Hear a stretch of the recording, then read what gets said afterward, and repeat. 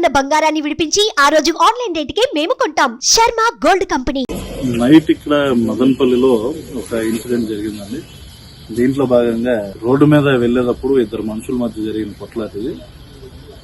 ఒక ముస్లిం అబ్బాయి ముందర వెళ్తుంటే వెనకాల మాల వేసుకున్న ఆయన బైక్ మీద వస్తూ ఉంటే అతను ముందర అతను సడన్ గా బ్రేక్ వేయటం వల్ల వెనకాల అతనికి జర్క్ రావటం, కిందకి దిగిన తర్వాత వాళ్ళిద్దరి మధ్య వాగ్వాదం జరిగింది.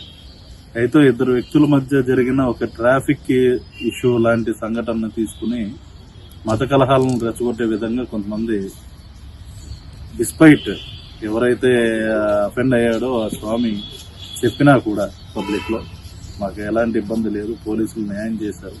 ఇన్ఫాక్ట్ అతను వెంటనే పోలీస్ స్టేషన్ లో క్షమాపణ కూడా చెప్పడం జరిగింది వాలంటరీగా. అది ఈ గొడవ ఎంతకన్నా పెద్ద చేయకూడదు అనుకుంటున్నామని బోత్ సైడ్స్ అగ్రీ చేశారు.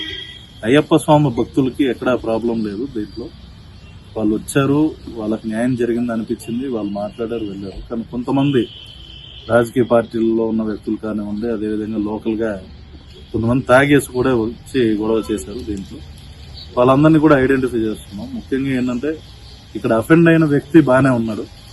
ఆయన ఆల్రెడీ నెట్ లో కూడా ఆయన ఒక వీడియో పెట్టడం జరిగింది అపీల్ చేస్తూ నాకు న్యాయం జరిగింది, దీన్ని ఎంతకన్నా పెద్ద చేయొద్దని చెప్పి.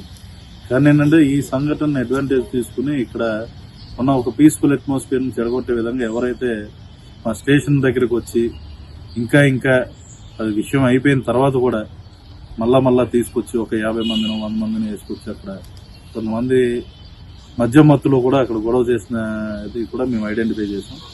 ఎటువంటి సంబంధం లేకపోయినా ఒక హోటల్ దగ్గరికి వెళ్ళి just because that person is related to that hotel ఉన్నారు, అక్కడ కూడా వెళ్ళి అదే ధ్వంసం చేద్దామని ప్రయత్నించాం. ఇవన్నీ ఆకతాయిలు చేసే పనులు. ఇది ఎక్కడ కూడా దీంట్లో it has been done without any reason. So definitely stringent action తీసుకుంటాం. ఇప్పటికో 50 మందిని గుర్తించాం. మొత్తం సీసీటీవీ ఫుటేజ్లు అన్ని తీసి ఇప్పుడు ఎఫ్ఐఆర్స్ అనేది లాంచ్ చేయమంటున్నాం.